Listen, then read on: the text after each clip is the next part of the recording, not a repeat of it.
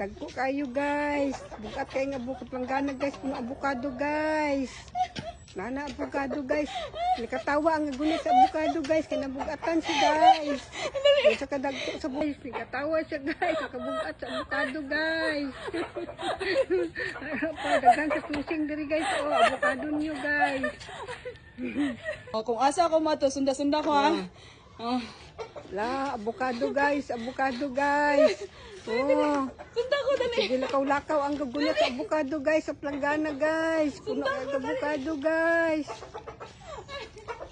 Sige. Baligyan mo avocado. Avocado guys.